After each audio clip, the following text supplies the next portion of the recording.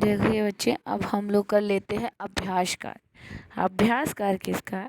यही हमने जो अपना दूसरा पाठ पढ़ा संस्कृत भाषा, इसका हम अभ्यास पाठ करेंगे। तो इसमें बताया है कि विश्व से प्राचीनतमा भाषा कतमा अस्ति। कतमा माने है कौन है, इसका आप बताएंगे। विश्व से प्राचीनतमा भाषा संस्कृत भाषा अस्ति। ठीक है, संस्कृत भाषा है। दूसरा है वेदा कति शांति के चाहते। वेदा कौन है, वेद कितने हैं और वो कौन, आप यहाँ पर नाम लिखने होंगे। आप पीछे पेज में जाएंगे, वहाँ पर आप पहले तो एक लाइन है 1.5, वहाँ से ही आपको मिल जाएगा आंसर। आदि साहित्यम चत्वारो वेदा अस्यामेव भाषायाम निबद्धाः सन्ति। आदि साहित्य में इस भाषा में 4 वेद हैं।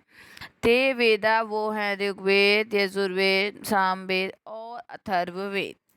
ये नाम भी आपने लिख दिए। ये आपका क्वेश्चन कंप्लीट हो गया। अब आएंगे प्रश्न 3 में। संस्कृत भाषायाम कीदृशः ग्रंथः लिखिताः वर्तन्ते। संस्कृत भाषा में कैसे ग्रंथ लिखे गए हैं? ग्रंथ लिखे गए हैं, उपनिषद लिखे गए हैं, पुराण लिखे गए हैं, धर्म ग्रंथ लिखे हैं, दर्शन शास्त्र और विज्ञान ग्रंथ। एते सर्वे अपि संस्कृत भाषा एव वर्तन्ते। ये सभी संस्कृत भाषा में लिखे गए ग्रंथ हैं।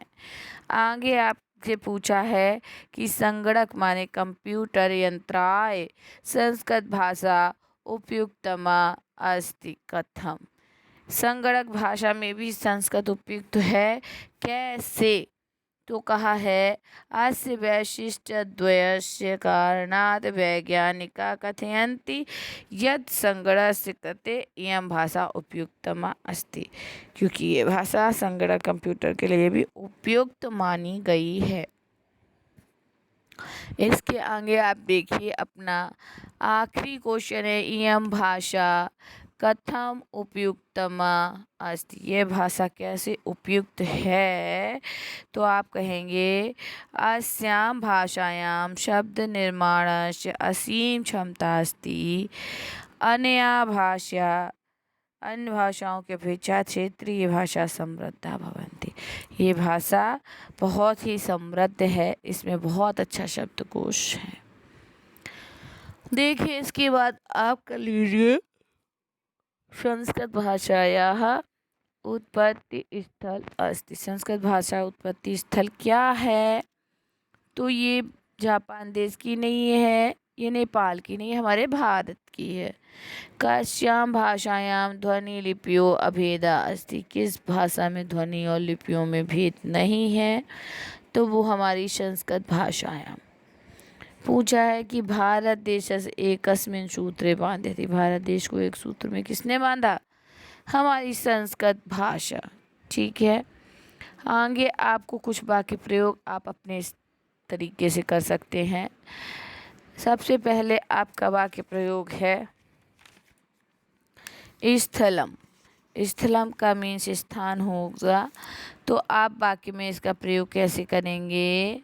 इसे हमने लिखा है कुरुक्षेत्र एक युद्ध स्थलम अस्ति। कुरुक्षेत्र एक युद्ध स्थल है। भाषा, तो भाषा में आप लिख सकते हैं संस्कृत भाषा विश्व से प्राचीनतम भाषा अस्ति। पुराणम है, पुराणम में हो जाएगा गरुड़ पुराणिकम पुराणम अस्ति। साहित्य में लिखेंगे संस्कृत साहित्यः साहित्य विपुलम साहित्य वर्तते। काव्यम का अभिज्ञान शाकुंतलम एवं महाकाव्यम अस्ति। रचना करेंगे अभिज्ञान शाकुंतलम कालिदासस्य रचना अस्ति।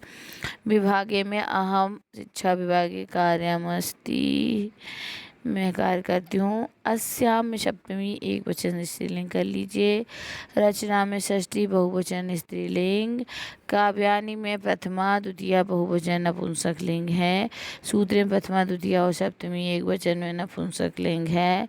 तृतीया में बहुवचन स्त्रीलिंग है। आपने देखा। अब हम इसका हिंदी में अनुवाद करेंगे कि काव्येषु नाटकम रम्यम भवति। काव्यों में नाटक सुंदर होते हैं। उसके बाद का तेनि बहूनि काव्यानि लिखितानि। अनेक उनके, तेन माने उनके द्वारा बहुत से काव्य लिखे गए। आपका है संस्कृत भाषा सर्वे प्रयोक्तुं शक्नुवन्ति। संस्कृत भाषा का प्रयोग सभी कर सकते हैं। संस्कृत भाषा से संस्कृतस्य उच्चारणेन उच्चारण तंत्रस्य व्यायामः भवति। संस्कृत के उच्चारण से उच्चारण तंत्र का व्यायाम होता है। ये बिल्कुल सही है ना। स्पष्ट उच्चारण हम संस्कृत भाषा से ही करते हैं। संस्कृत भाषा सरला मधुरा च अस्ति। संस्कृत भाषा अत्यंत सरल और मधुर है। आपने देखे। अब आप इनका जरा संधि विच्छेद कर दीजिए।